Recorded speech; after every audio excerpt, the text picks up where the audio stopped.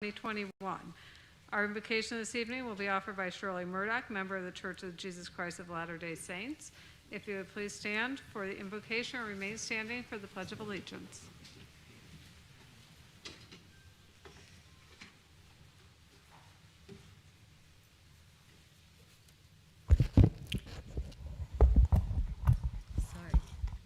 Our dear Father in heaven, we are gathered together this evening in the attitude of a city council meeting. We are so grateful to be able to do that we can come as members of the community and express desires, wishes, and concerns to our city council and have the confidence that they'll study and research the issues and problems of our city and its residents, and have confidence that they will make wise decisions that will benefit the community at large and those individuals needing special attention. And we ask thee to bless these efforts, and we love thee in the name of Jesus Christ. Amen. Amen. I pledge allegiance To the flag of the United States of America and to the republic for which it stands, one nation, under God, indivisible, with liberty and justice for all.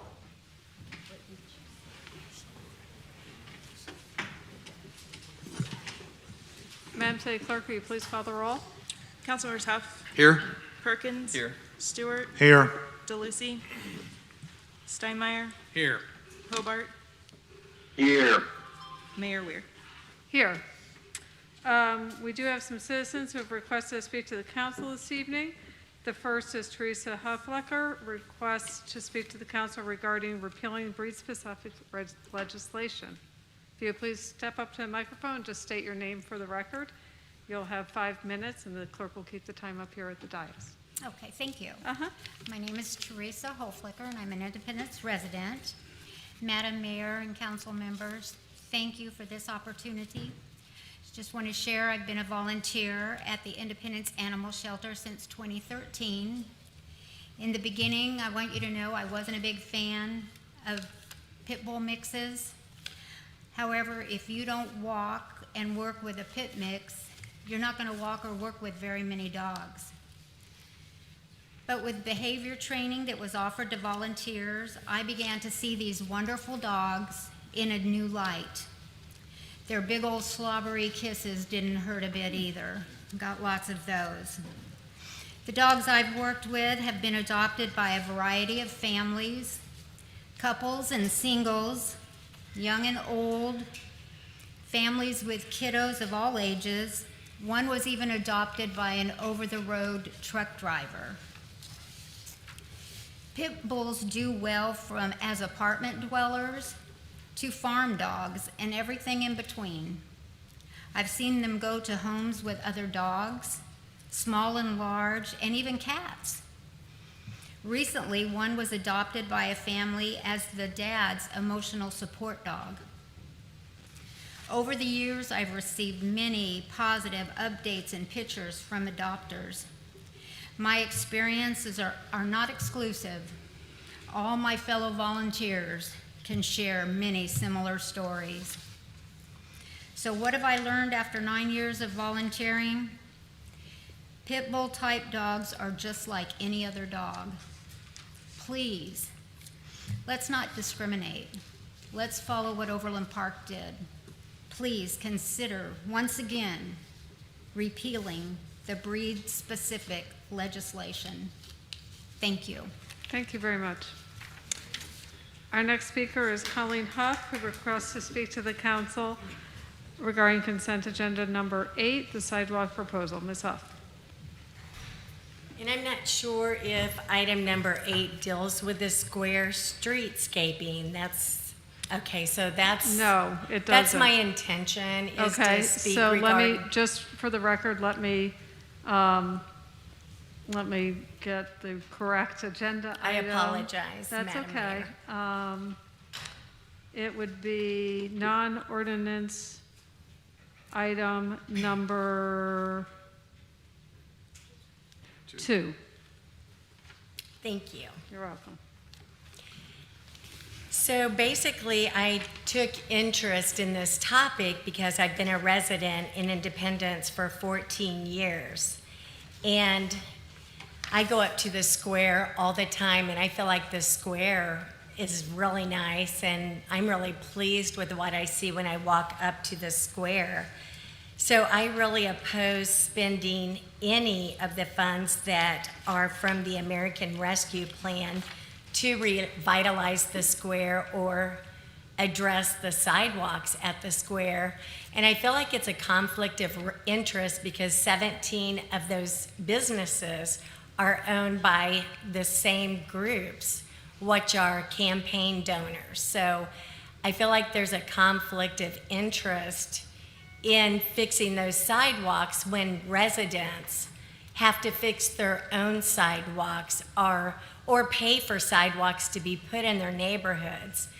In the outer part of Independence, there are not developers or homeowners associations that take care of lighting or street repairs, or maybe the street repairs but not the sidewalks.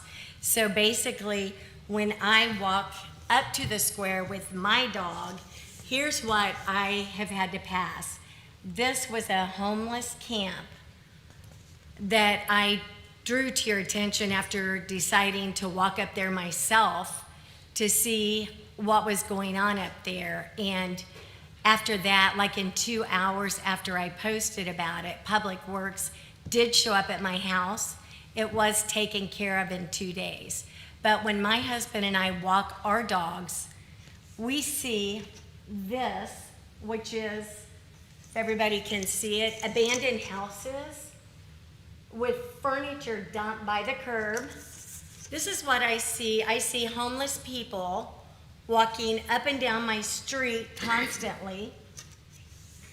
I see tall weeds, unmaintained property that the city's supposed to be maintaining. So back to my point, the square to me looks like paradise compared to my neighborhood. And I call the city, they know me when I call code violations. I call all the time and nothing is taken care of. And furthermore, if we are gonna fix or talk about sidewalks, I have a really close friend that her child goes to Castle Park Elementary. And they said they've been begging to get sidewalks put in because the little kiddos that have to walk to school, they don't have any sidewalks. If it's raining, they have to walk through mud. If it's snowing, they have to walk through piled up snow. This is at 31st and Hardy, and they have been begging for sidewalks. They have no sidewalks for the children. So finally, as I said, as a resident of 14 years in Independence, I don't see how the square streetscape benefits me or any residents in Independence. It doesn't change my life. And the American Rescue Plan funds, just the phrase rescue means to save. So I really feel like we need to utilize those funds towards efforts that will save Independence, which is from crime, by giving the police department more funds so they can raise the pay and get better compensation packages to recruit new cadets. You have 1 minute. Okay. Better take care of the homeless population. We've got a crisis with the homeless population. They're all over, especially walking up and down my street. So there's funds that can be utilized to really find out what the root of the problem is and try to help them. And then lastly, the trash. Trash everywhere. I see trash everywhere, bulky items. It's just terrible. And the street that's right around the corner from me is Hayward. If anybody would like to go check out the Hayward and Willis, just from Chrysler up to Cottage. And so therefore, I oppose 1 penny being spent for the square streetscape. Okay, thank you. Thank you. Thank you. Our next speaker is April Schuler, who wishes to speak to the council on police funding. April.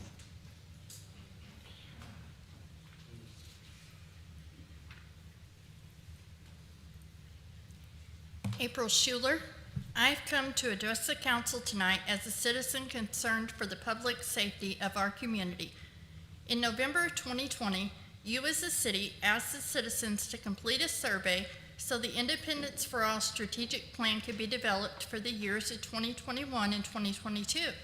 The feedback showed that 60% of survey respondents declared that reducing crime and disorder was the top priority. Are you, as our elected officials, putting that as your top priority? In our city, crime is running rampant. To mention just a few, definitely not all, September the 4th through the 6th, we had a shooting each day. On September 15th, we lost one of our own when an officer was killed on duty. To this day, we are severely short on officers. Citizens are concerned that if they have a need for assistance, an officer may not be available. This would be of no fault on our officers, but simply the lack of the manpower. Would you want to live in a community where this is a concern? Would you, as an incoming business owner, look to our city to expand and grow? In February of 2020, a council member spoke about how he felt we needed to work on recruiting and retaining our officers. He stated, "If we don't start taking care of our city, we will not have a city." Have we reached that point? He has continued to address the crime issues, the need for police, and the safety of citizens. Has it fallen on deaf ears? Maybe to some, but not to all. On September 20th, we citizens were witness to those with a concern attempting to fund our fire department for a new truck and fund our police with necessary needed equipment. Not only did it fail once, it continued to fail. To say I am disappointed is to say the least. I support our police department. I, as a tax-paying citizen, expect our officers to be fully equipped. Do you expect to have necessary equipment to perform your jobs? How can you expect officers to have a desire to work in our city when we cannot provide them with equipment? I do not think the desire will come from having beautiful streets on the square. That's not going to do it. As I said once, and I'll say it again, you can pave the streets on the square with gold, but who will protect them? I ask you to consider the ordinance put forth before you tonight. If you support our officers, then show it.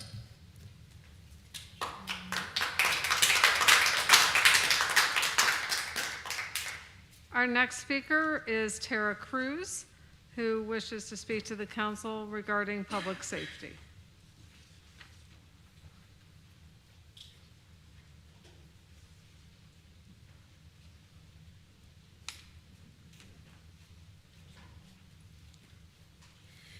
Good evening, City Council members and Madam Mayor. My name is Tara Cruz. I reside in Sycamore Hills in Independence, Missouri. I am so very honored to be the neighborhood commissioner for roughly 550 of the houses in Sycamore Hills. I'm by no means a politician, and I am somewhat ignorant as to the jobs each of you actually do. It is my understanding that it is a council person's duty to be the voice of the people they represent, and I don't feel this has been done at all. I am specifically talking about how the funds for our police department are being handled. 2 weeks ago, you voted not to give our officers equipment that they desperately need, and instead use that money for pet projects on the square. I have also heard the proposals that if we bring in industrial businesses, then people will move here, and we need to spend the money on that. Nobody wants to move here because it's not safe here. The money needs to be spent on making the city safe first and foremost. On a good night, there are 12 officers on duty. 12 officers to protect 123,000 people, and that's if nobody gets hurt or calls in sick. Those 12 officers work 12-hour shifts with no time for bathroom breaks or food. They work an average of 20 calls per shift, once again on a good night, and they do this for about $22 per hour.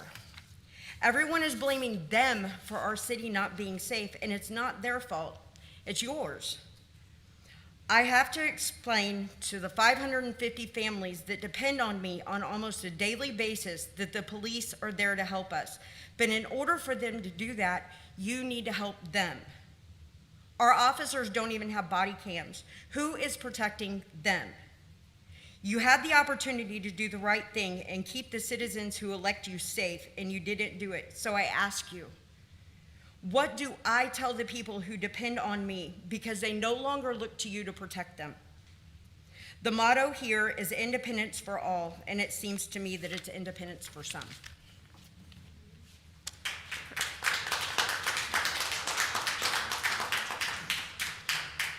Our next speaker is Chris Klein, who wishes to speak to the council regarding ARPA funding and IPD. Chris Klein. Good evening, Madam Mayor and members of the council. I'm here tonight to speak in favor of non-ordinance action items number 2 and 3. Like April said, as you know from the survey, 60% of citizens say that reducing crime and disorder is the top priority. A few recent critical events in this city drive this home more than ever. On September 4th, there was a shooting at Walnut and Noland, and that same day, there was a road rage shooting at Hy-Vee. On September 5th, there was a shooting incident at the Santa Calagon Carnival. On September 6th, there was a shooting and a robbery at CVS. And sadly, on September 15th, we lost Officer Evans in a senseless act of violence in our city. We continue to have his family and the Blue family in our thoughts and prayers.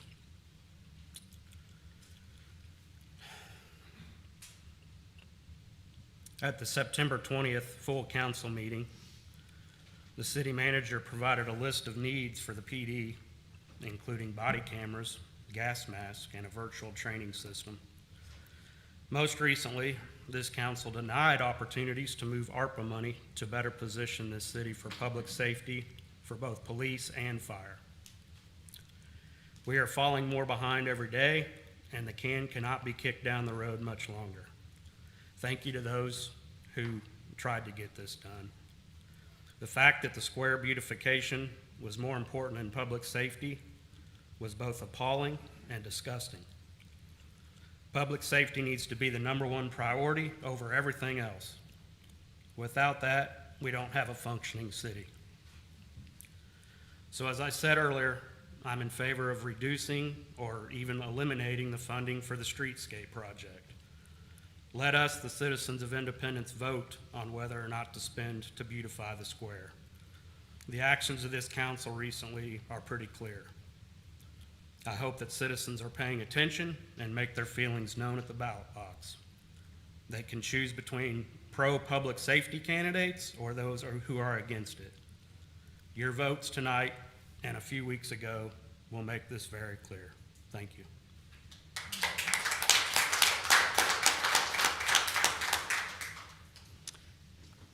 Our next speaker is Kenneth Love, who wishes to speak to the council about concerns about the upcoming election. Mr. Love.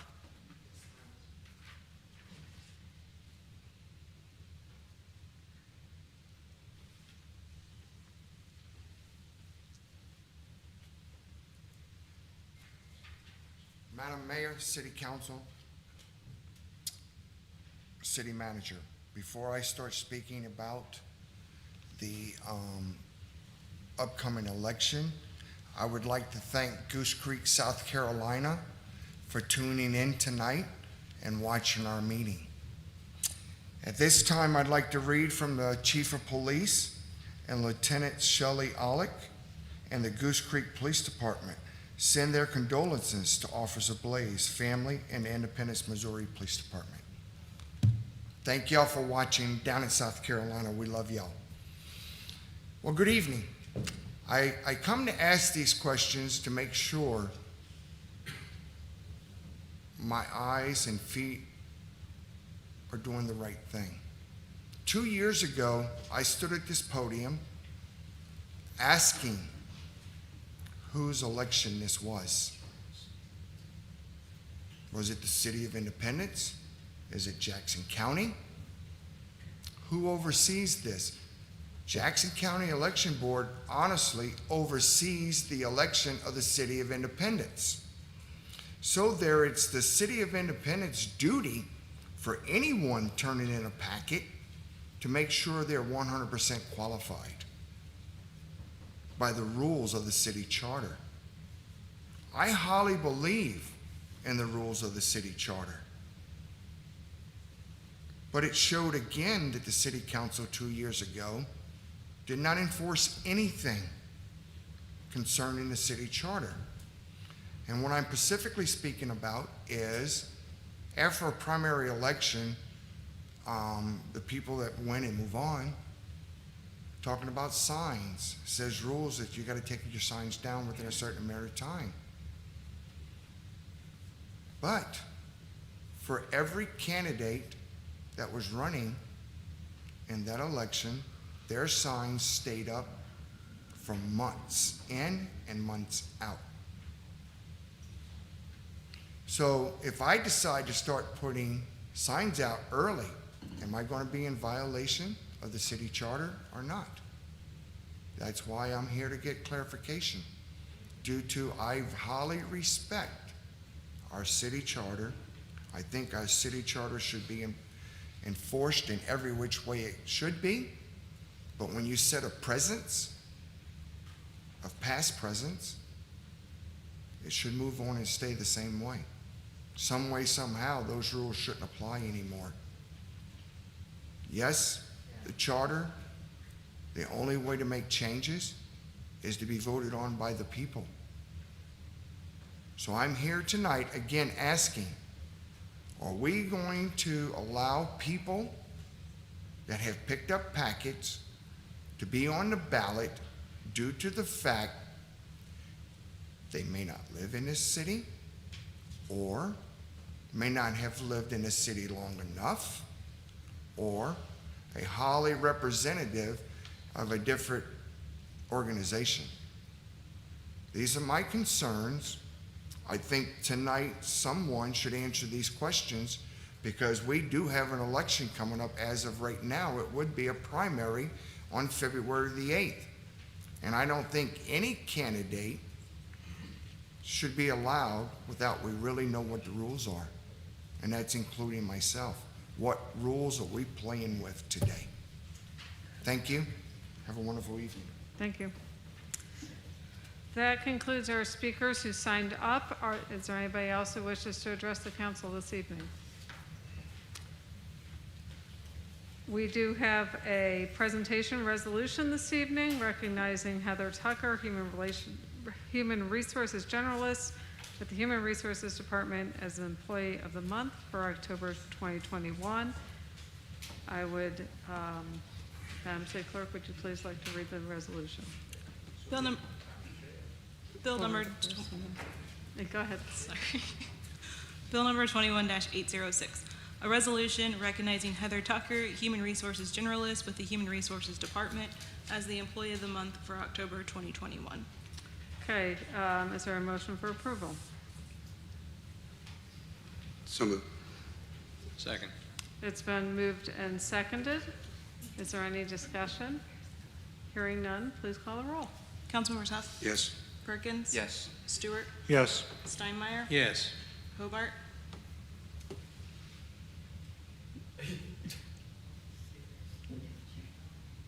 We'll need a verbal yes. Yes. I'm sorry. Yes, I know. Sorry. Mayor Weir. Yes. Resolution passes. Congratulations to Heather on earning this recognition as the Employee of the Month. If you'd like to come forward.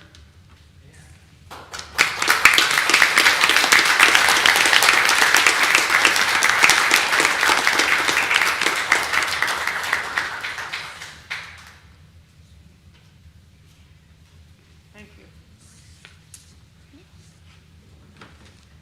Next is our proclamation for Fire Prevention Week. Madam City Clerk. Whereas the City of Independence is committed to ensuring the safety and security of all those living in and visiting our city, and whereas home fires kill more than 2,770 people in the United States, and fire departments in the United States responded to over 339,500 home fires in 2019. Whereas working smoke alarms cut the risk of dying in reported home fires in half, and whereas the City of Independence residents should be sure everyone in the home understands the sounds of the alarms and knows how to respond. And whereas the City of Independence residents will make sure their smoke and CO alarms meet the needs of all of their family members, including those with sensory and physical disabilities. And whereas the City of Independence first responders are dedicated to reducing the occurrence of home fires and home fire injuries through prevention and protection and education. Whereas the 2021 Fire Prevention Week theme is Learn the Sounds of Fire Safety, effectively serves to remind us it is important to learn the different sounds of smoke and carbon monoxide alarms. Therefore, Eileen N. Weir, Mayor of the City of Independence, Missouri, hereby proclaims October 3rd through 9th, 2021 as Fire Prevention Week and encourages the citizens of Independence to learn the sounds of fire safety and to support the many public safety activities and efforts of the Independence Fire Department's Fire Prevention Division. Okay, thank you. Chief, would you like to come forward? Assistant Chief.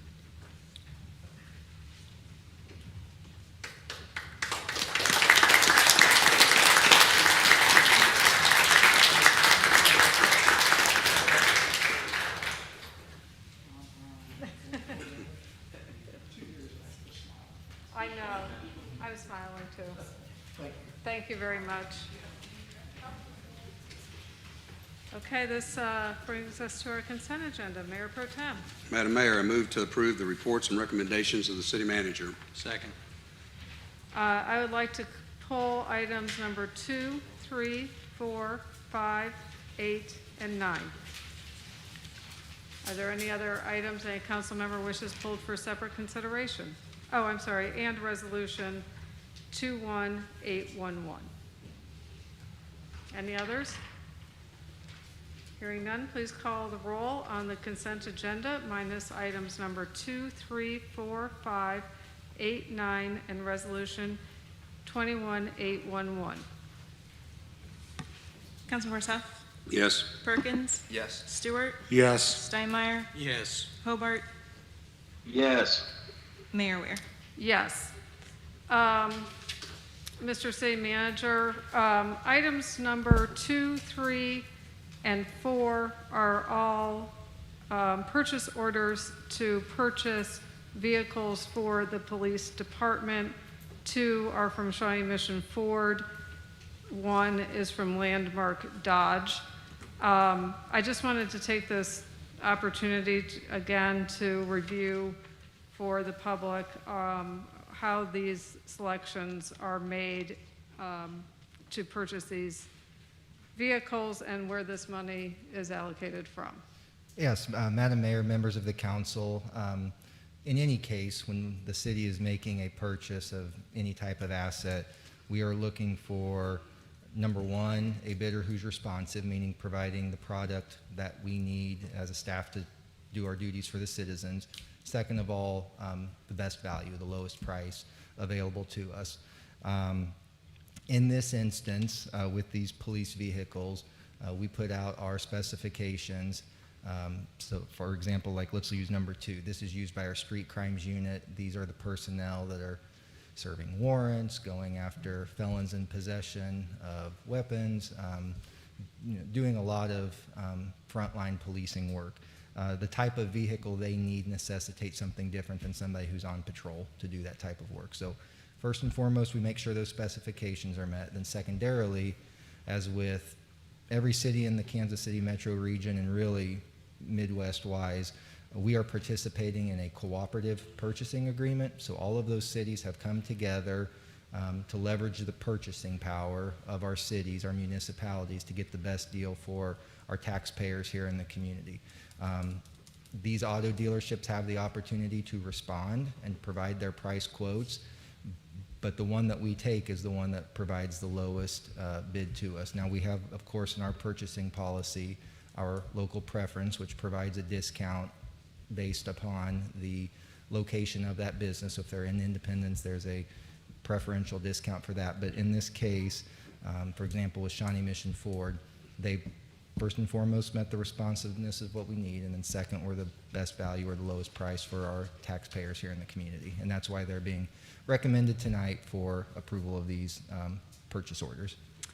And in these vehicle purchases, what is the process? The police department submits its needs, that goes, and then to you, or does that go straight to the Public Safety Sales Tax Oversight Committee? Can you just kind of explain to us where that request comes from, and then how it's determined where the funding will come Yeah, from? our police department will do it, and all of our city departments, but we're focusing on police tonight. They do a life cycle analysis, so they'll look at the age of the vehicle, the number of miles on it. Of course, police vehicles are used differently than you or I would use our vehicles. They're driven around the clock. They are left running because of the mobile data terminals that are inside of them, which is like having your home office in your car. So the wear and tear on both the vehicle and the engine is more aggressive. But they do that cost analysis and figure out when it has now become more expensive to maintain the vehicle than to continue repairing and servicing it. At that time, the process works where those funding requests come forward, a PO is issued, we get the bids back, figure out which one is the best. Those are then reviewed through a process including the Public Safety Oversight Committee. Our office is the last stop before it comes to the council, so we make sure that all of the procurement processes have been followed, that funding is available, that every box has been checked before we bring our recommendation forward to the city council. Okay, thank you. Yes. So are these replacements, or are these for the new officers? The item number 2 is a replacement of existing vehicles. Item number 3 is replacement. Now, on that one, Councilmember Huff, we are testing some hybrid vehicles to see if we get better efficiency out of those compared to just, the traditional gas vehicle. And then the last one, we are going to use those to cycle out some older, unmarked vehicles. So all of these will be replacements, but item number 4 will probably happen over a longer period of time than 2 and 3, which will be immediate replacement. So the ones that you're getting rid of are basically useless. We're not going to be able to use them for these new officers. You have to have another order, I take it.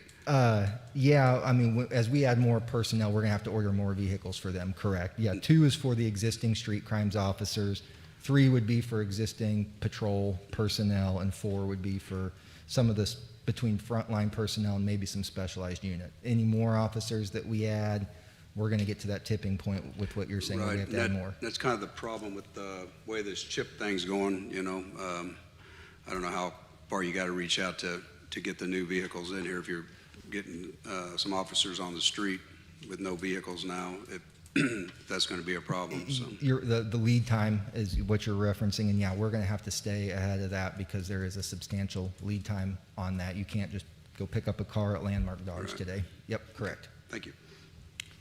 I'd make a motion for approval of item number 2. Second. Is there any discussion? Hearing none, please call the roll. Councilmembers Huff? Yes. Perkins? Yes. Stewart? Yes. Steinmeier? Yes. Hobart? Yes. Mayor Weir? Yes.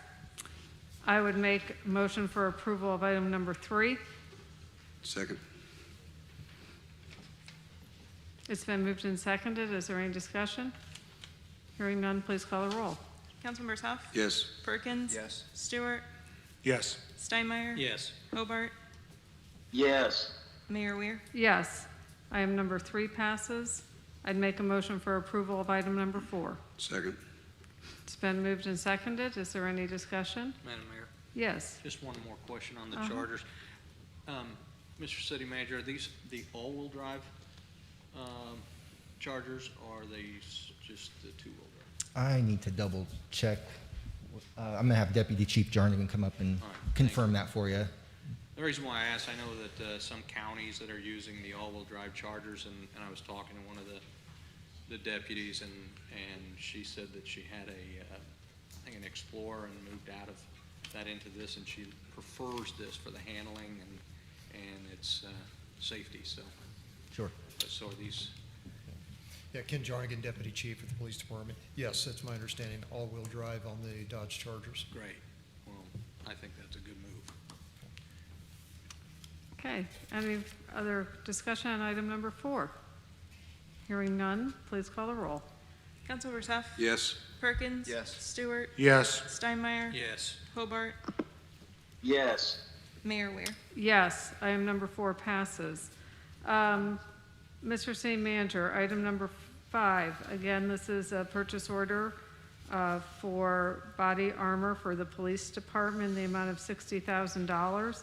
Can you, again, just explain to the process about how a request is made and then how the funding is allocated? Yeah, with our police body armor, first and foremost, I don't want to say we had a committee, but we had officers who have tested by wearing several different types of armor, and this is the one that they're most comfortable with, that provides the line of defense they need while also providing some mobility and pliability so that they can function in their role. We have found that this equipment has a useful life of 5 years, so every 5 years we want to cycle this out and replace it. So this would be purchasing replacement equipment, again, a public safety sales tax oversight purchase, so has been followed that same process I just mentioned for the vehicles, and then eventually leads to city staff making a recommendation to council. So the department makes a determination of what their need is. They bring it forward to, goes through finance and purchasing to make sure the funding is there. Then it comes to the oversight committee for their recommendation to utilize public safety sales tax Correct. dollars for it. Then it comes to you to bring before the council. That's correct. It works its Okay. way through the police chain So of command, and the then, generation of the request comes from the department. correct. Okay, very good.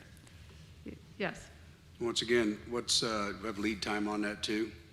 This is a little better proposition than the vehicles.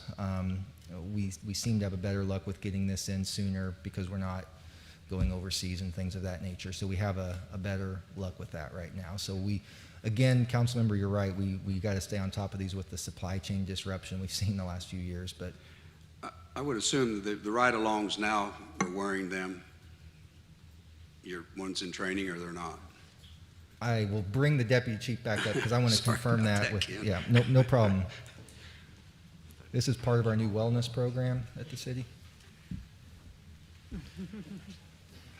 Get your Yeah, steps our in. recruits that are in the academy, they are issued a vest, and they do wear those when they come out on their ride-alongs. But as far as like the general public ride-alongs, no, they do.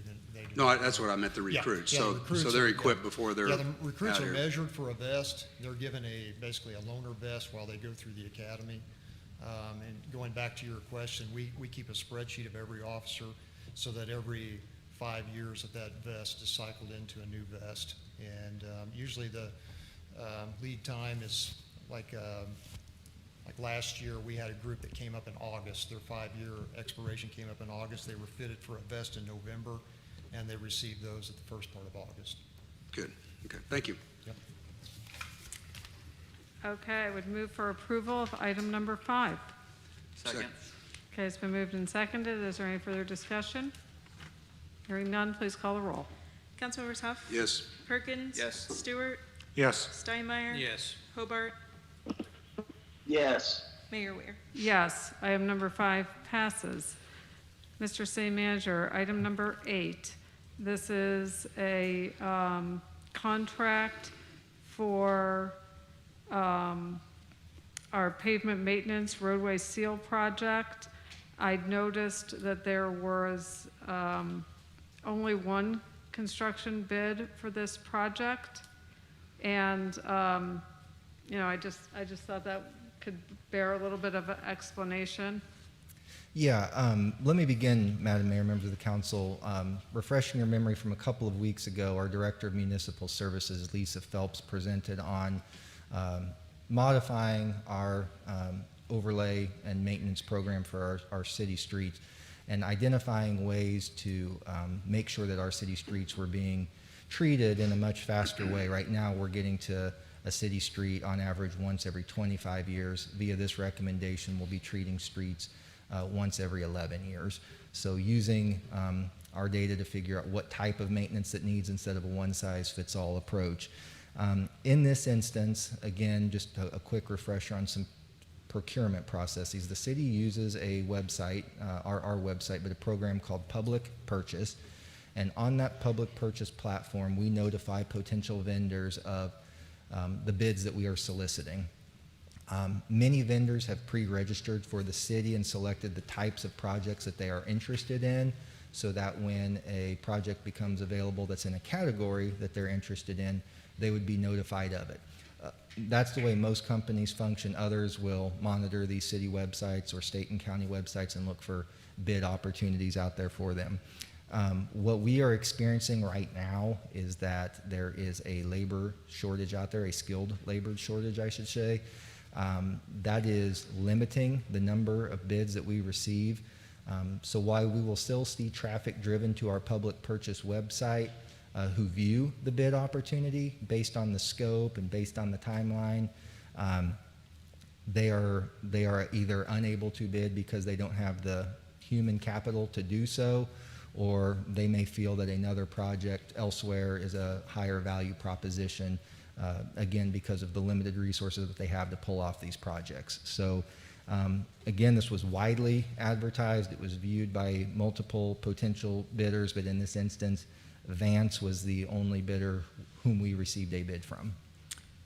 Okay, and just to make everybody aware, the waiver of the section 6 of the city's purchasing policy is due to the fact that we currently have a vacancy at the position of city management analyst. Typically, or always, in our purchasing policy, our city management analyst will review any contracts over the value of $2 million. But since that position is currently vacant, we are, with this action, waiving that requirement. Mayor Pro Tem? Yes. What about our, the one we have, I think it's Davenport that we have under contract already? They don't fit into this scope of what they do? We specifically have Davenport under contract to come in and do repairs when we are making street cuts. So if a water line breaks and we have to cut out that segment, Davenport is the partner that's coming in to make those street cut repairs. This is to go around on the annual basis and do resurfacing, chip sealing, all that kind of stuff that makes the road hopefully a smoother ride. And where you'll remember, Councilmember, we're using that van to go drive the city and test the condition of the pavement and then decide whether it needs a full-on resurfacing or if it could get by with a chip sealing or what kind of treatment that needs to bring it up to standard. Sure. Okay, thank you. Okay, I would make a motion for approval of item number 8. Second. It's been moved and seconded. Is there any discussion? Hearing none, please call the roll. Councilmembers Huff, Yes. Perkins, Yes. Stewart, Yes. Steinmeier, Yes. Hobart, Yes. Mayor Weir. Yes. Item number 8 passes. Mr. City Manager, item number 9 is to request a purchase order to Black & Beach in the amount of $100,000 for evaluating the groundwater related to the Atherton Quarry in Sugar Creek. Can you provide us with an update on the status of that issue that the city of Sugar Creek will, I assume, eventually be voting on? Right. We are awaiting that item to go before the council in Sugar Creek, the Board of Aldermen in Sugar Creek. Don't know exactly the date of when that will be before the Board of Aldermen for a final vote. However, we as staff feel like we need to be prepared to respond in case that project were to receive additional approvals. And so there are still several approvals that would need to happen in Sugar Creek to reach final completion. But if it looks like this thing is getting legs and advancing, as city staff, we want to be prepared to do additional research and bring some recommendations and information forward to the city council. The scope of this project would really be twofold. One would be to do, big fancy word, hydrogeological study. What that means is if you drop a drop of water where the quarry was going to be, how long does it take that drop of water to travel to where our aquifers are at, which could impact our water quality in Independence and then all of the wholesale customers that we service.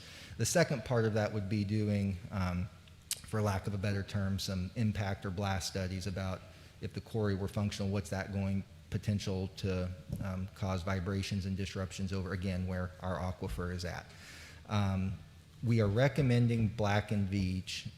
Seems like I kind of turned this into procurement night, so I apologize, but we did not go through a competitive process here. We are using some of the procurement policy guidelines to select Black and Veatch because we have utilized them for similar studies in the past, including a 1999 study when Lafarge, which is now Audubon, was operating that, and we did a similar study about this because of some fly ash issues they were dealing with. So there's already that institutional knowledge.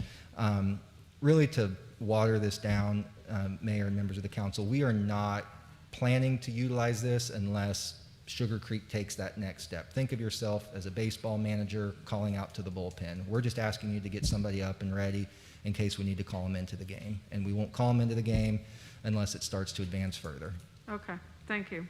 I would make a motion for approval of item number 9. Madam Mayor? Yeah. Yes, I talked to some people down there, administrator down there, and he's Wednesday at 10 o'clock. They're thinking that Lafarge is going to pull out of this permit, and they're not going to go with it. So I would like to make a motion to postpone for a couple weeks. It sounded like pretty positive they was going to pull out from all the residents down there complaining about it and stuff. So they felt very comfortable about they was going to pull this permit. So I would like to postpone it. Second. It's been moved and seconded to postpone item number 9 for 2 weeks. Is there any further discussion? Hearing none, please call the roll. Councilmembers Huff, Yes. Perkins. Yes. Stewart. Yes. Steinmeier. Yes. Hobart. Yes. Mayor Weir. Yes, motion passes. Resolution 21811. This is a resolution to authorize our annual contract with Kansas City Area Transportation Authority for our transit services for 2021 and 2022. So this amount is $135,342.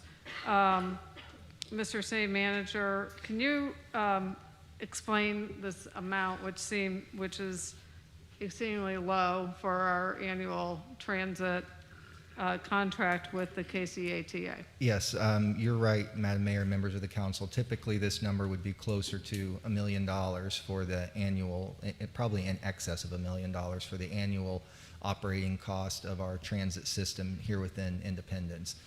The reason it is much lower than that, the $135,000, is because the KCATA, Kansas City Area Transit Authority, is subsidizing this thing with federal CARES Act funds that were allocated last year in March of 2020. For a portion of that went for public transit. They are supporting some of the major transit providers in the metro, so KCATA, the JOCO operation, and IndyBus are all receiving a pro rata share based on population and ridership. So we have a 2-year allocation. The council and the community may recall that because of the highly subsidized nature of this operation, we reviewed potentially reducing or eliminating the service a few years ago, and this was where the ATA stepped in with those federal dollars that we have for 2 years to help offset that. So normally you would see this north of $1 million. Tonight you're seeing it $135,000 because of those one-time dollars. Okay. Yes, it seems like a distant memory now, but I know that many people in our community will recall that when COVID hit, we had to quickly redo our annual budget, and one of the recommendations was to severely reduce our bus service, which was obviously unacceptable to this council. So I was able to write a letter to the KCATA and go before their board for their assistance, utilizing their Federal CARES Act funding to help to subsidize us for a period of time. So I'm very pleased to see that continues to be in place, and they're able to continue to assist us with that funding. I did want to ask also, Mr. City Manager, because one of the items that was originally proposed for our ARPA funding was $750,000 for transit subsidy that was removed when the spending was modified in order to fund the police retention and some other items. So what was that intended for, that 750? That was going to also be to help offset the general fund subsidy that we typically cover to run the system. Because the cost, once KCATA finished their final allocation, it was sufficient from the CARES Act funds to cover those last year and this year's operating subsidy with those dollars. So in order to achieve the $8,000 per officer retention payment, we reduced that, seeing that is no longer necessary to cover this year's operating subsidy, and instead allocate it for the retention payments. Okay, very good. So I would move for approval of Resolution 21811. Second. It's been moved and seconded. Is there any discussion? Hearing none, please call the roll. Councilmembers Huff? Yes. Perkins? Yes. Stewart? Yes. Steinmeier? Yes. Hobart? Yes. Mayor Weir? Yes. Resolution passes. This brings us to our non-ordinance action items. Madam City Clerk. Council action is requested on a recommendation from the Public Utility Advisory Board for the H5 and H6 combustion turbine generator repairs for power and light. Sorry, any discussion on this item? Councilman Madam Mayor. Moore? Yes. Yes, I was thinking, I don't remember if it's H5 or H6 already been approved to go through with it. And the other one was put on the back burner until December 1st. Is that correct? Both of them have been postponed to December.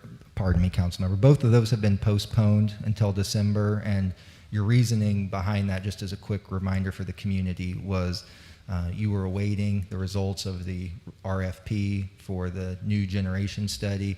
I sent the council a note today, but just for public disclosure, we've got new timelines today from the engineer who's putting all that information together, and it looks like that's going to be put off till January because of, again, labor shortages and some of those delays. But right now, both of those, the council had asked us to hold those for future consideration till December of 21. And what's the total price for both of them?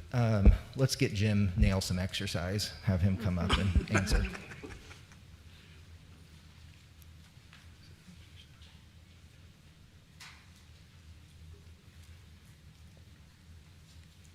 Evening, Mayor, council members, Jim Nail, IPL Director. The H5 is the generator repair. That's the big one. It's anywhere from 500,000 to 1.9 million, depending on what things get involved in that. As a separate item, H6 is the one that has some turbine blade damage, and the estimated repair on that is 317. We estimate the total for both to be only the 1.9 because 300,000 that was in the H5 quote was for moving turbine parts back and forth that we wouldn't have to do. So altogether, about anywhere from 500,000 to 1.9 million. And so, if we was to make a decision on new generation, how far out are we on that? Based on the input that we've got from the engineers, we expect to have the RFP ready to release here within the next 2 weeks. We've gotten feedback from several different engineering firms that do this for a living, and they said with the detail that's involved in ours, instead of fitting a all new facility in a greenfield site where they can take a standard package, they're going to have to fit this into our existing space, our existing electrical infrastructure, match it up with Southwest Power Pool requirements. So they're estimating that for a firm to do a thorough job of estimating their project could take as much as 8 to 12 weeks to generate their response. We would hope for the shorter end of that. Then to review the to review the proposals that we receive, we would estimate that it would be late January at the earliest before we would have something to bring to council. And then what are you looking at to get something up and running?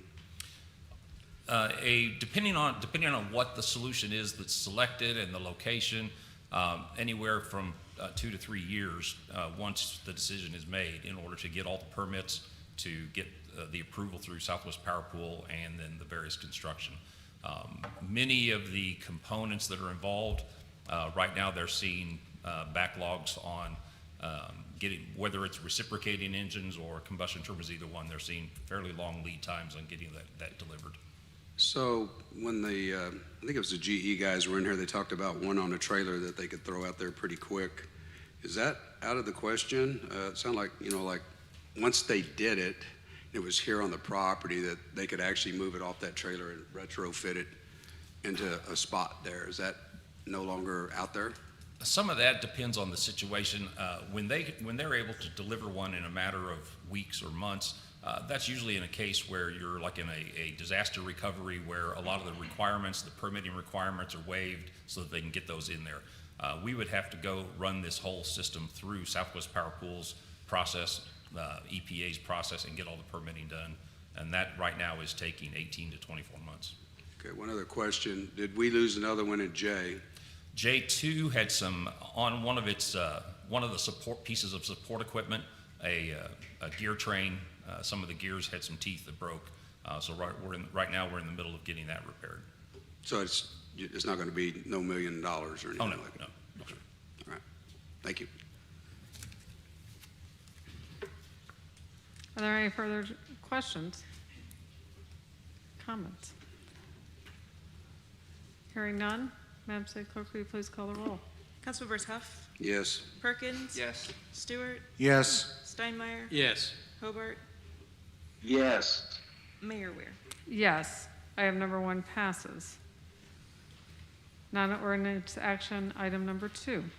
Council action is requested on directing the city manager to amend the American Recovery Plan funding plan by reducing funding for the Square Streetscaping project and reallocating said funds for police body cameras.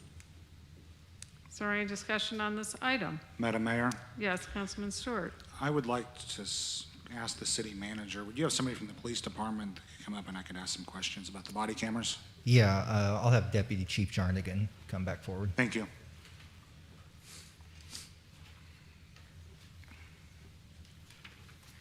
Mayor Weir, members of the council, Ken Jarnigan, Deputy Chief with the Police Department. Deputy Chief, thank you for coming up, and you've had a busy night so far. So on April the 5th, 2021, you had sent a memo to Assistant City Manager Adam Norris, and in that memo, you had listed several priority items that you were in need of. And one of those was body cams. Do you recall what prompted you to send this memo?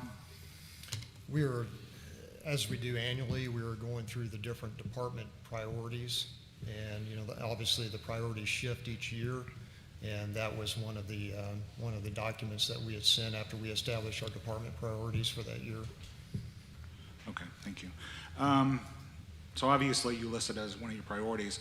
Can you kind of tell me or explain to the general public and anybody here, why are body cams important in today's policing world? I think in the last few years, body cameras have become an expectation of the public. For years, we've run in-car videos in all of our police vehicles. But I think in recent years, the expectation has raised even further, and the public's expectation is for officers to have body cameras. And I would argue in the last year and a half, a lot of officers are wanting body cameras. Okay, obviously they help in criminal cases, but would you agree that maybe in civil litigation they're helpful as well? Yes, they are. Okay. They can be. It depends on the angle and everything Obviously. else. Yes. Okay, if this resolution were to pass tonight, obviously there's going to be a lot of policies and procedures that you and the chief and everybody they're going to put in place. Is that something you're prepared to do? Our concern, the department's concern, is being able to implement this program. Right now, technology-wise, we are we're staying afloat with what we have. Okay. We have one employee that manages a fleet of over 200 vehicles, and part of his responsibility are the in-car cameras. Well, part of the thing was, the memo was to actually hire, I think, a couple more people, is that correct? Yes, yeah. Okay. And can you think of any agency in the surrounding area that does not have body cams at this point? I'm sure that there are some, I just can't right off the top of my head, I can't. Well, I tell you. actually did a little survey earlier, and the only one I could find was the Jackson County Sheriff's Office. Okay. And they actually have them on order right Okay. now, so, but Okay. Lee Summit, you know, Liberty, everyone, I checked with like 7 different agencies and all had them. So that's all the questions I had. Okay. And then I also had a question for the city manager. I had asked the deputy chief what prompted him to send that. I believe that you had told us in an email it was because you originally knew we were getting the ARPA funds, is that correct? Is that the reason you had sent? Yes, and it was also, a council member was tied to that, but we were recommending that the council utilize a substantial portion of the ARPA funds for this year's fiscal year, the $3.1 million to fix our general fund shortfall. Otherwise, we would have been working with the council to eliminate $3.1 million in expenditures, as well as the $4.4 million for the Stay Well employee health insurance plan. So as the deputy chief mentioned, every year we ask departments for their departmental priorities. I will say most of the time those are pretty reasonable. You know, some of them may not be attainable because of our budgetary constraints, but we're not seeing, you know, requests that are outlandish in any fashion. But we, again, coupled that with knowing we had the ARPA funds coming, and we're going to ask the council to approve that as part of the budget process, which you did on the night of the 21st of June when you adopted the budget. Okay, thank you. That's all the questions I had. I just had a quick statement. So in the last 2 weeks, I've talked to almost 200 people in every district in this city, and the consensus has been that we need to support the police department and purchase these body cams. I want to make it very clear, I'm not anti-square. I respect any person willing to take a chance to open a business. If this resolution passes, it'll still leave $756,000 to go to the Square Street Scraping Project. Like I said, I've talked to numerous agencies around. The only one I can find that does not have it is Jackson County. I realize that the city council has been divided in many issues in recent weeks. But on this very important issue, I'm asking you to meet me halfway with the passage of this resolution. Mr. City Manager, I have a couple questions on this item. When the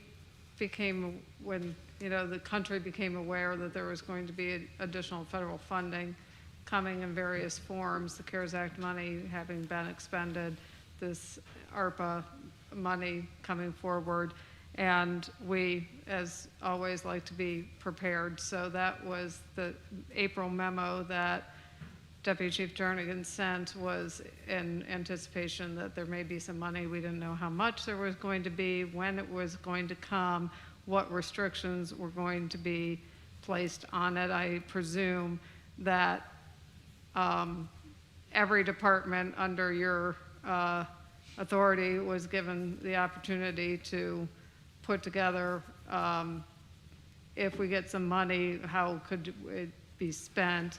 At that time, having very little knowledge about what restrictions might be on that money. I mean, I assume that took place. Is that correct? Correct. Okay. I'm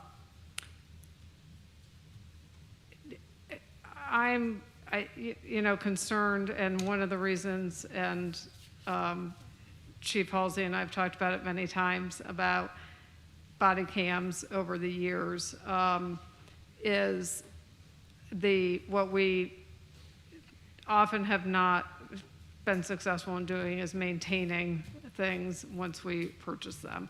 We found that, we've seen that with radios, with, equipment, with vehicles. Making sure that we build in that ongoing maintenance cost. And I do think significant amount of education with the public about the appropriate use of body cams would definitely need to take place. Mr. City Manager, did this request come from the police department? The request that is before us this evening. I was asked to prepare the resolution by Councilmember Stewart, which was based on the original memo of April the 5th. But Okay, so April was make all your requests. Right. June, the council approved the budget. Correct. This was not included in that. I assume, and you can correct me if you're wrong, if we're wrong, when you develop that budget to bring forward to the council for approval, that is with the input of all the departments to prioritize needs, correct? It is, yes, correct. Okay, thank you. Any other discussion on item number 2? Madam Mayor, Yes, you mentioned maintaining it, having the money to. I just want to point out, like I said, all these other cities did it. They've maintained it. They've came up with the money. And be quite frank, we have a city manager that we pay a lot of money to figure this stuff out. And that's all I have. Thank you. thank you. Madam Mayor. Yes, First of all, I commend Councilmember Stewart for bringing this back up. I think this is a moment where we can redeem some actions and a vote from last council meeting. I fully support what we're trying to do to increase safety for this community. Not just for our community, but for the people who put a badge on, put the vest on, and leave their families every morning with uncertainty. And I think that we owe it to them as a first rule of government. The general welfare and safety of our community is our first rule. And I think that having proper gear and equipment and technology and facilities, we have chiefs that come up and have talked to us. Chief Short has come up twice since I've been here, talked about the needs of the fire department and what's looming. We have gotten behind in public safety. We have a city that is becoming more violent, not just our city, but across the country. I was looking at FBI statistics. It said that 86% of police chiefs report being short-staffed right now across the country. Between April 20th and April 2020 and April 2021, the rate of hiring in mid-sized departments dropped by 29%, and in larger departments it's plummeted 36%. But the most alarming data that I've seen is the number of increase of police who've been killed by criminals. It's up 46% from last year. We owe it to these men and women who stand at the gates of our city and to protect us. And I don't know why we have chiefs come up and tell us their needs if we're not going to listen to them. And so I would like to amend this resolution to include $540,748 for a regular pumper for our fire department. It's not asking for a lot, but I think that I've heard so many of our citizens and constituents tell us this is a priority. Let's make it a priority tonight. This is a redemptive moment for this council. So I would like to move that we amend this resolution to include a regular pumper at $540,748.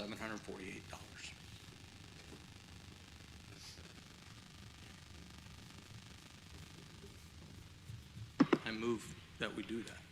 Second? it's been moved and seconded. Is there any discussion? Hearing none, Madam City Clerk, will you please call the roll? Councilmembers Huff, Yes. Perkins, No. Stewart, Yes. Steinmeier, Yes. Hobart, No. Mayor Weir. No, motion fails.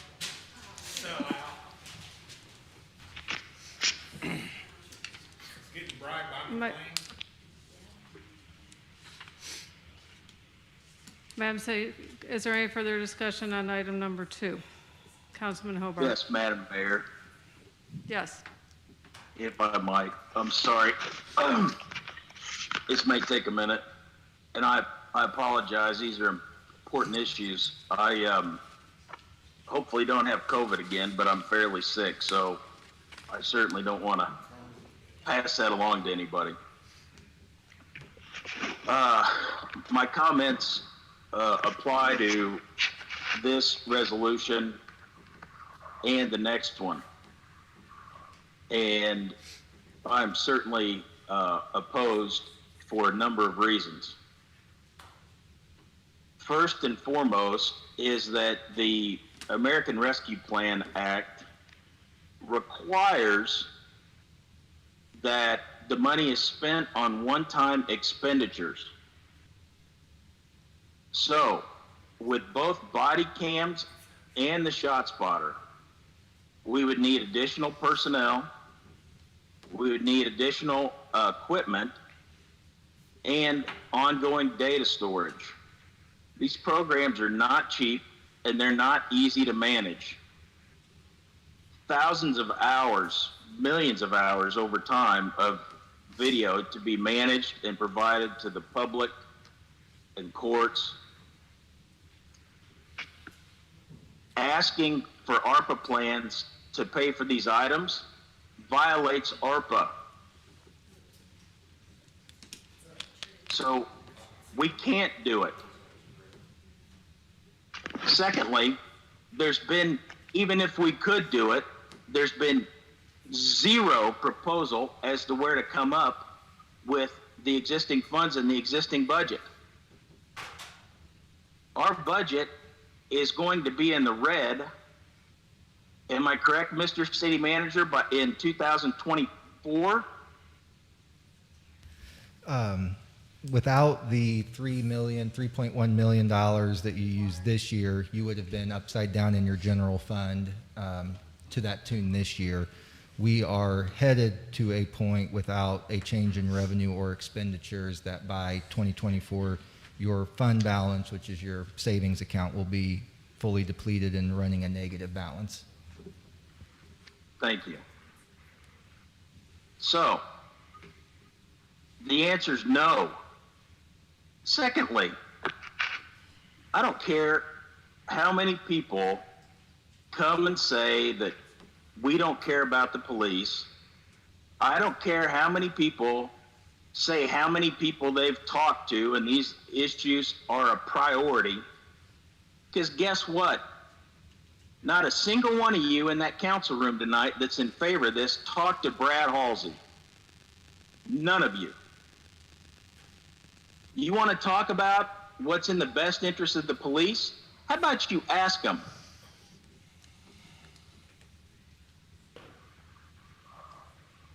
I guess that's not important. I guess 200 random citizens are important. I know for a fact this hasn't happened. And I also want to be clear about something. This is not 1983, and we're looking at the Sears Wish Book, the best Christmas catalog ever, looking at the new Ewok toys that are out for Return of the Jedi. Not a single council person has any business randomly shopping for the police department, and neither do citizens. If you don't trust your police chief or your city manager, everybody has the right to do those things. But as far as good governance goes, mindful management, thoughtful management, it's not picking out whatever you want to do and claiming it's the right thing to do just because. This is incredibly arrogant and incredibly short-sighted. And nobody has the business doing it. The police chief does. The FOP does. They have the right to lobby for equipment that they need. And certainly council members have the right to have discussions, but to just decide that's what we need without talking to anyone is inexcusable.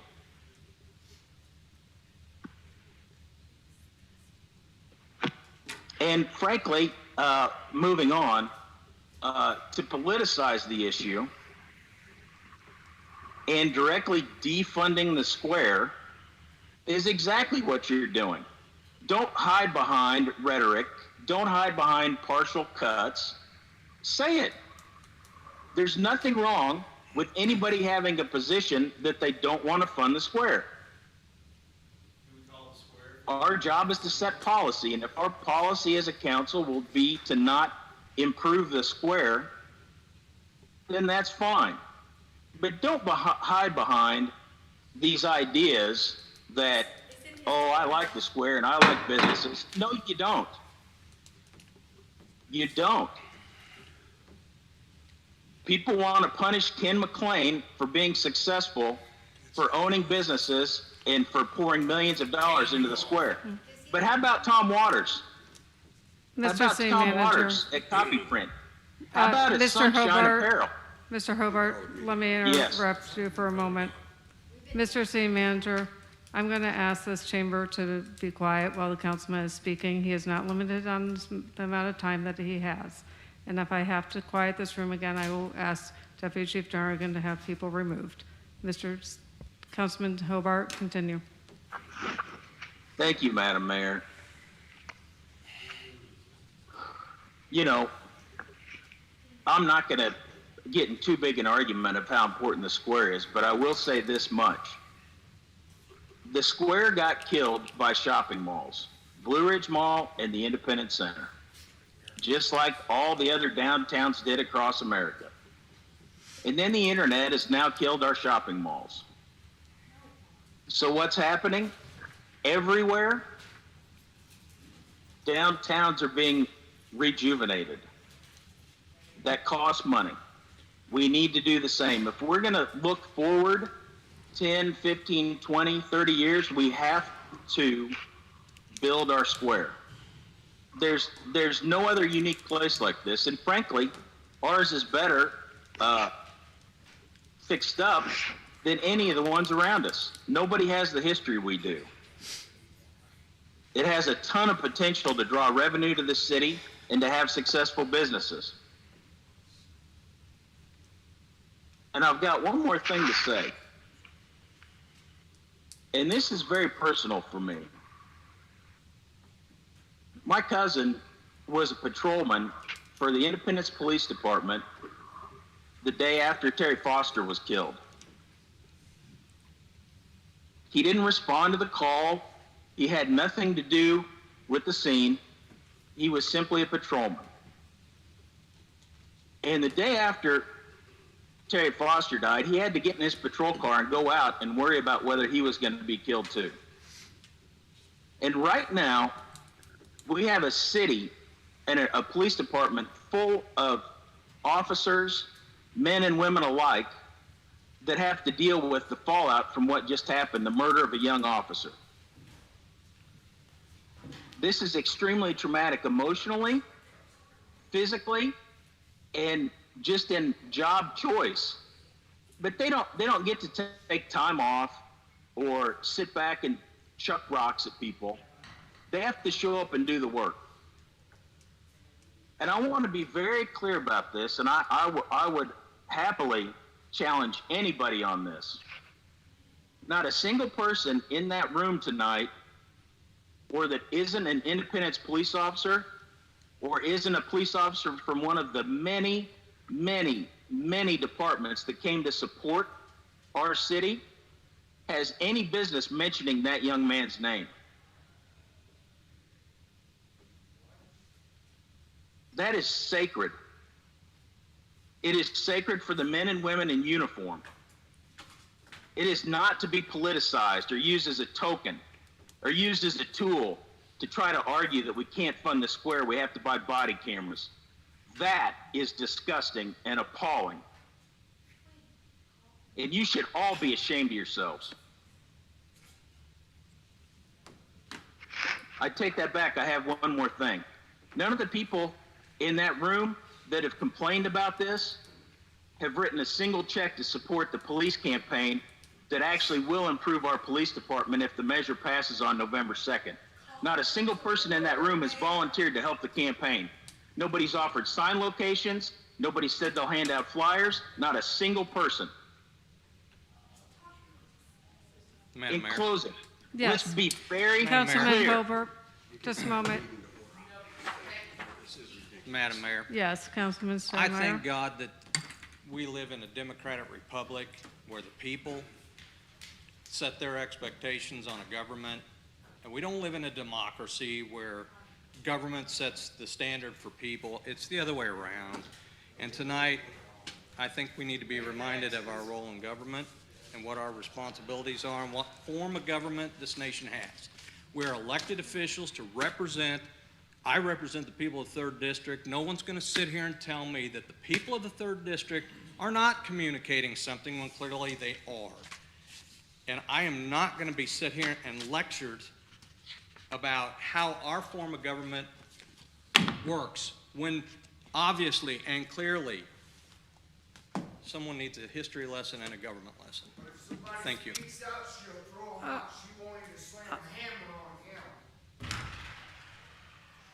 Madam City Clerk, item number 2. Please call the roll. Councilmembers Huff, Perkins, No. Stewart, Yes. Steinmeier, Yes. Hobart, No. Mayor Ware. No. Item number 2 fails. Item number 3. Council action is requested on directing the city manager to amend the American Rescue Plan funding plan by reducing funding for the Independence Uptown Market Debt Service Loan Repayment and reallocating said funds for Police Department Shot Spotter Technology and Police Virtua De-Escalation Training Simulator. Is there any discussion on this item? Madam Mayor, Councilman Stewart. Mr. City Manager, could you have Deputy Chief come back up? My pleasure. Thank you.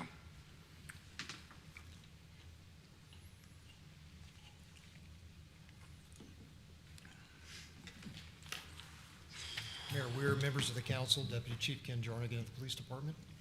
Deputy Chief, these two items, the Shot Spotter program and as well as the training simulator, you also requested in that funding back in April.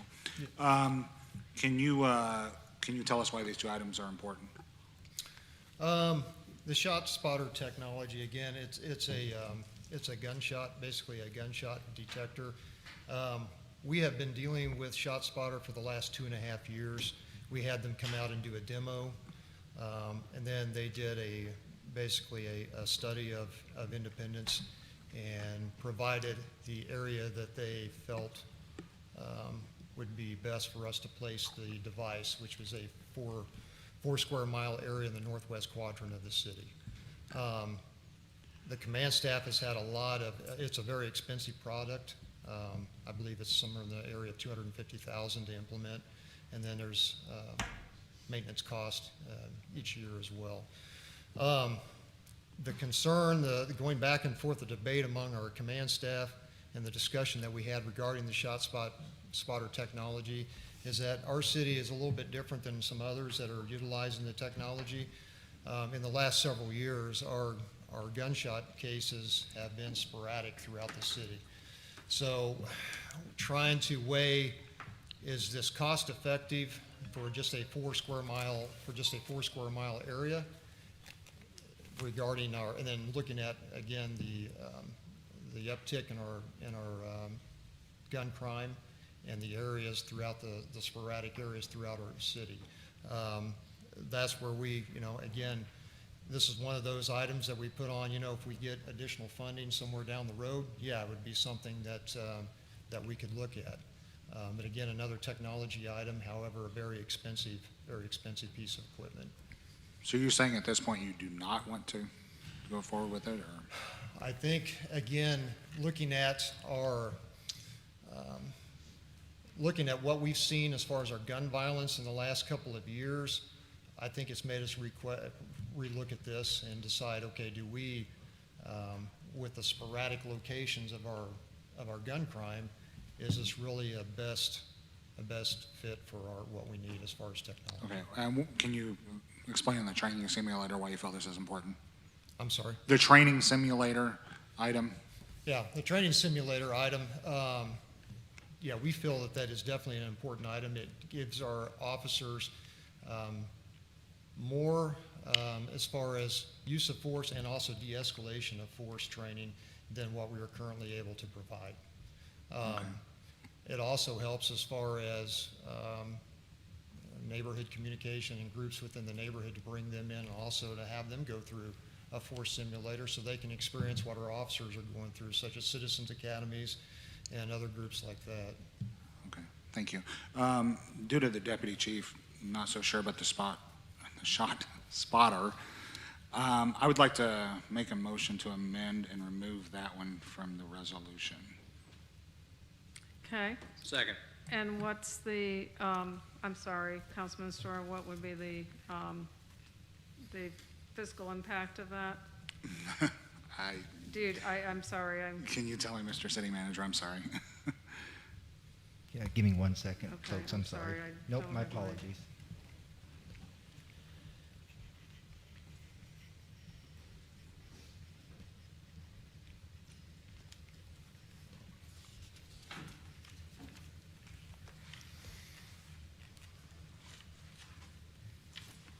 so. If you the wanted to throw any total- money- I'm sorry, if- did you find it? Well, if you want to throw any money to the Wi-Fi, we could get a little faster here. The shots, or the de-escalation simulator is 185,845, $185,845. Okay, so,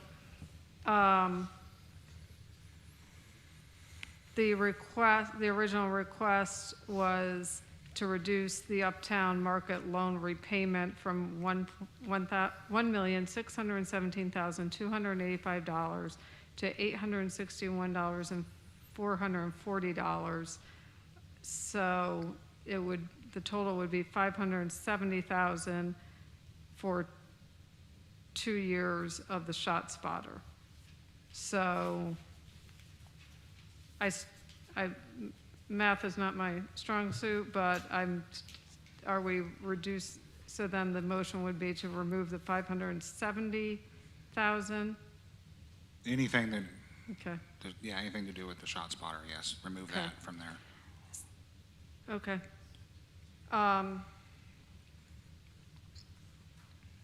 So there's a motion, and has it been seconded to amend item number 3 to remove the purchase of the Shot Spotters pilot program? Is that correct? Yes. Is there any discussion? Madam Mayor? Yes. Yes, So by voting in favor of putting this money back into the loan repayment program, that's where that money would be going back into, correct? Yes, this would Okay. take back from the 1.6 million, round number, for the Uptown loan repayment, you would be reducing that by $185,845. So approximately 1.4 million, shade more than that, would be going towards the loan repayment. But the motion before us is putting the 570 back into removing the shot spotter, Yes, so putting that back into that. Okay. correct. so Mr. City Manager, by paying off the $1.6 million that was borrowed by the parks tax. No, it was borrowed by from the water department to pay, but it's being paid back through the parks tax. Correct, we borrowed from the water Okay. fund. So if we just paid off that loan with this federal money, that would return about $177,000 annually to the Parks Fund for things like, parks programming, historic sites, repairs and maintenance of parks, security of parks, those types of things. So I think what I need to know is how much would it reduce that? I mean, we're talking about going from an annual payment down to getting all of that money back into the parks system. So how much if we just remove that piece, would we still owe? Yeah, and we're kind of shooting from the hip here, but when we originally adopted this proposal on June 21st, we were paying off the loan to the tune of the full loan balance of Right. 2.4 million. We reduced that 2.4 million down to the 1.6 million to help fund the $8,000 per officer retention bonus, which left the 1.6. We would have to rerun the calculations now to see what the annual debt service payment would be if we took that down to the 1.4 to. Okay, so I would make a motion that we postpone this for 2 weeks so that we can have a better handle on the finances. Madam Mayor, Yeah. if I may add one other thing, I had a quick conversation with the executive director of the Police Foundation in passing. I know they have a lot of irons in the fire. They had a tremendous community outpouring in some of their recent fundraising efforts. I know that the de-escalation training simulator, because it ranked second on the priority list for the department, was a priority for the foundation as well. Okay. So I would, if we were able to postpone for 2 weeks, we could double check that to see if they have made any effort toward securing that technology. Maybe in that 2 week period too, I could ask the department to refresh their equipment needs as well to see what, if the priority of the council is to fund those equipment needs, we could get a refreshed list to the council as well. Okay. So my motion is to postpone. Second. It's been moved and seconded. Is there any discussion? Hearing none, please call the roll. Councilmembers Perkins, Yes. Stewart, Yes. Steinmeier, Yes. Hobart, Yes. Mayor Weir. Yes, motion passes. Item number 4.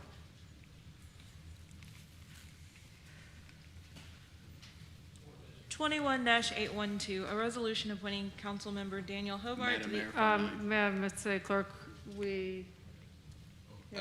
Madam Mayor, Yeah. I believe with the departure of our colleagues, there are no longer, or, 4. oh, gotcha. I Yes. forgot you're up there. Yes. Sorry, Dan.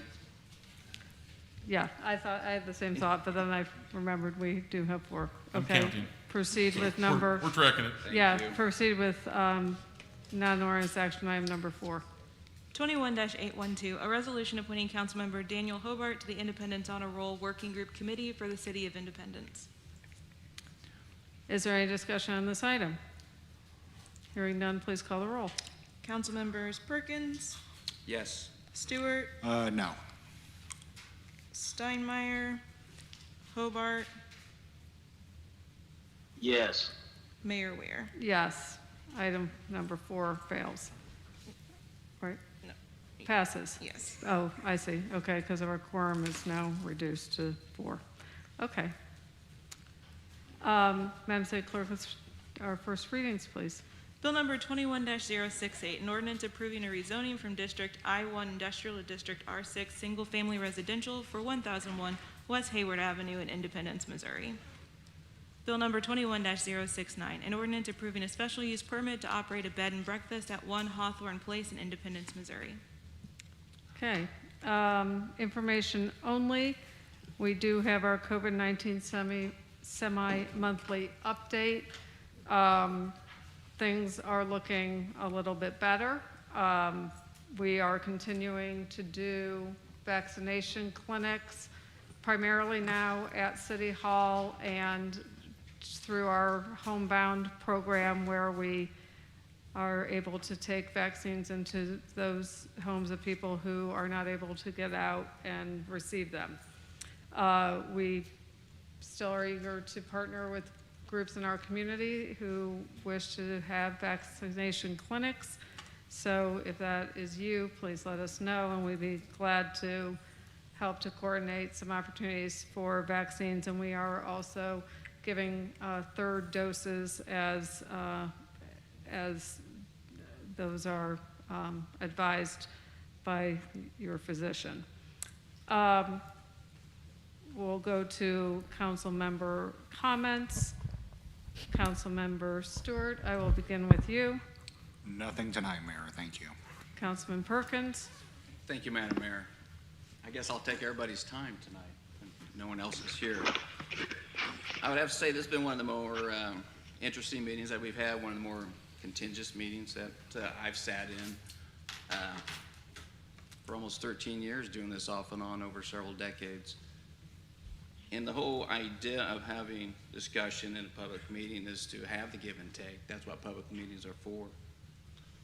Just for the record, virtually everybody who had opposition and had points of discussion to talk to this council and address us about their thoughts and ideas, ranging from trash pickup to police issues, all the other issues, and the cameras that were here to film the discussion, and the microphones that were placed up here on top of our microphones to record the discussions. All those people have left now. They've got up and left, not having the discourse to do good public policy. Good public policy is actually talking to our department directors, our police chief, deputy chiefs, fire chiefs, police foundations, community groups, community leaders, representing one of the more interesting districts, the first districts, probably one of the most socially, economically diverse group, Square, Inglewood, Fairmont, you name it, 2 high schools. There's a lot going on, Communication is a key. My colleagues who put up the ordinances today, they didn't speak to our police chief. My colleague admitted it. That's why we took that out of the shot spotter, which is great, because that's part of what we're doing. But if you speak to our department directors and have that communication, it alleviates a lot of politics and a lot of fluff and a lot of cameras that are no longer here till they got the footage that they wanted. So moving forward, we have a lot to handle on this council. There's a lot of big issues ahead of us. This ARPA money has helped out, plug holes, get things established. Our city manager has given us an email today discussing how our retention for our police officers is working. I can even go back 3 years ago, before we had a police crimes unit. Councilman Doherty sat right here. We discussed it with our city manager, Chief Halsley, to have a street crimes unit. Never had one before. So this council is very much interested in our police department. How can we do things? Can we do things better? Sure. Communication is always the key. Been working with Prop P on the committee for that. Councilman Hobart's on the committee for that, trying to get that language worked through our voters so we can get more officers on the street. Things are working and things are moving to get there, but the whole idea is to have the communication. It may be tense, it may be heated, but everyone's gone, so they can't hear this. They're not listening to this. The Square Streetscape, that's been going since 2018. My colleague who sat next to me voted for the square design. Both of them, actually. That's for the square design and the Truman Connected. That's over $500,000 that if we don't move forward with, you can go and throw that in the trash. Madam Mayor, my colleague is now leaving, and I can continue to speak as he walks out because we have a quorum, but once he moves out of the door, we will not have a quorum. So thank you for your time. Thank you for listening. I appreciate it. We will adjourn due to a lack of a quorum, but I will allow for us to continue with council member comments, if that's allowed. Mr. Cover? Yes, ma'am. You can continue with comments. You're just not doing it as part of the meeting any longer. The meeting has officially been adjourned. Okay, Councilman Hobart.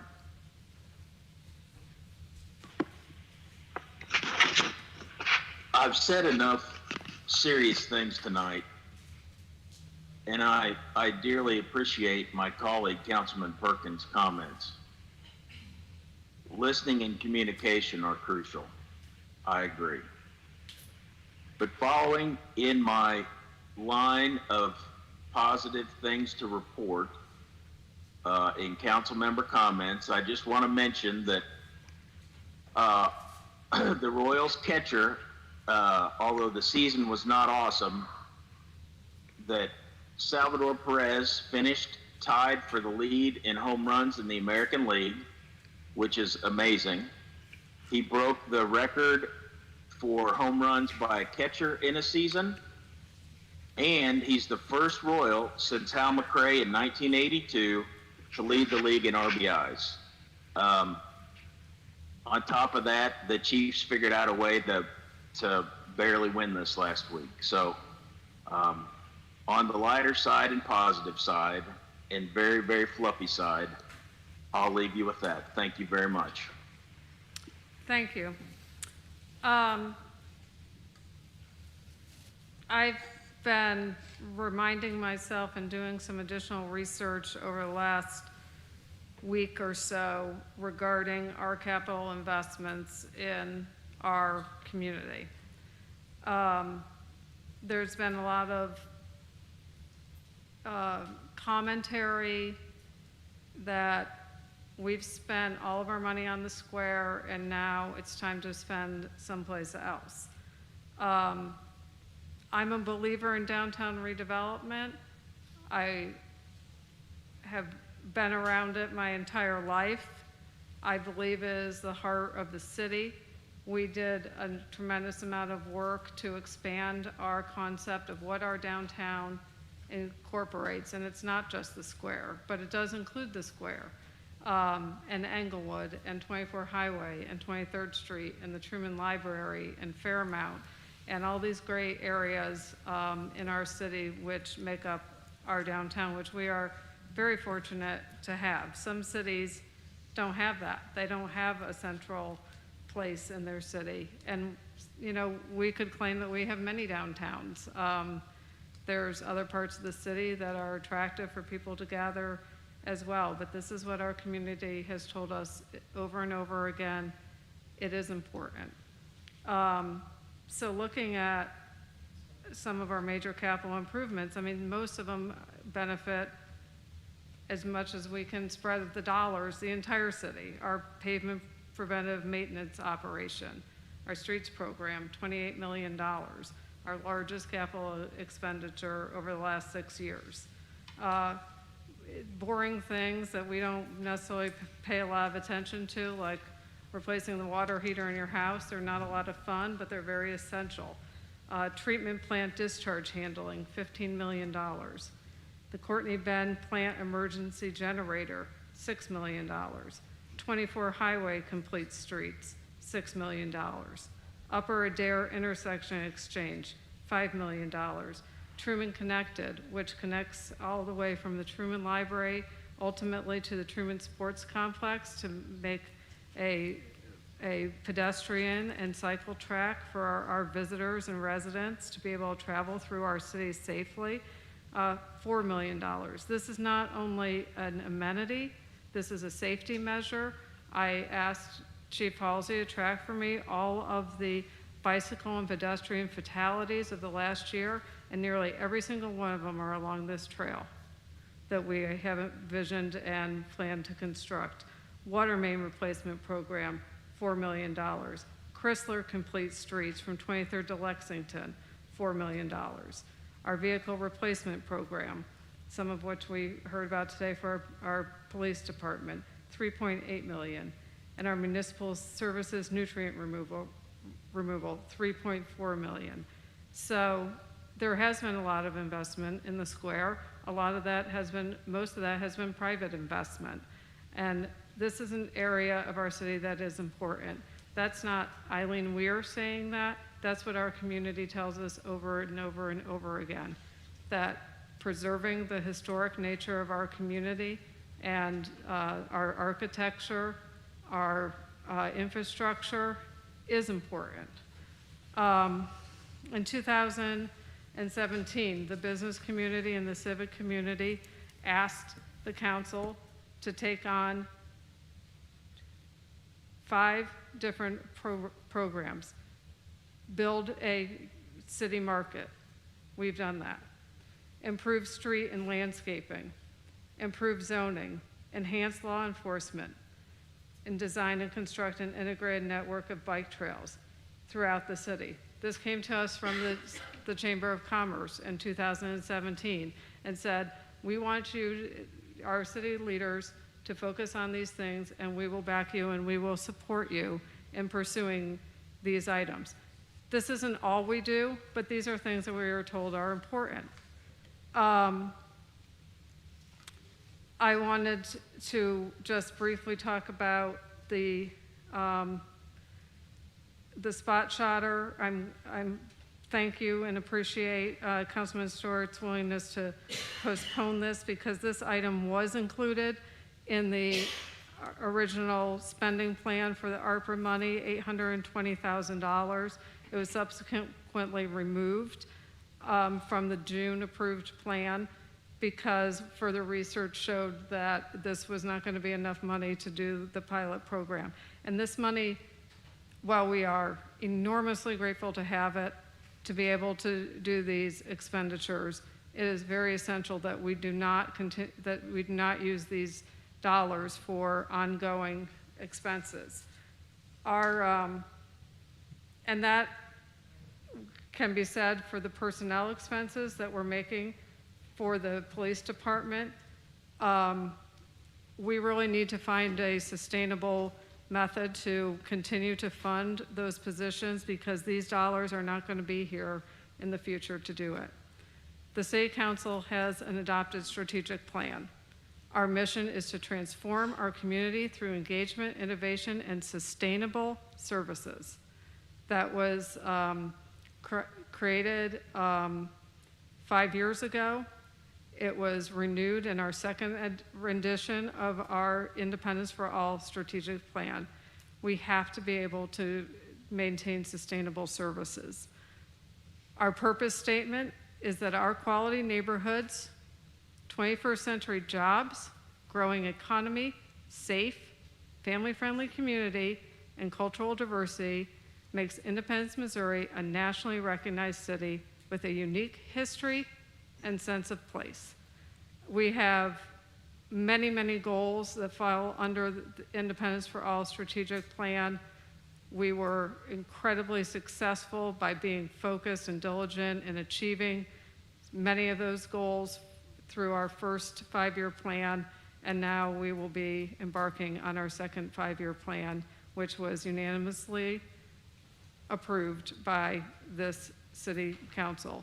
These aren't ranked in order. We could all decide which are the bigger priorities and which are the lesser priorities, but we try to achieve all of these goals through strategic partnerships, as we talked about tonight on some of these items, and understanding the needs of our employees first and foremost. The number one priority with this ARPA money was to take care of our employees, take care of their health benefits, take care of their retirement, and then we were able to take care of some very specific individual needs. We are all very focused on public safety right now, as we absolutely should be. There's nothing that's more important to a city than for it to be safe. And there's nothing more important to us than to keep our employees safe and their families safe. But we have many, many ways to do that. In my many, many years working on behalf of the police department, alongside the police department, community policing is an important aspect of this. Good city design is an important aspect to community safety and public safety. And I'm disappointed that this has become a battle between being for the police, being against the police, being for the fire department, being against the fire department. We're better than that.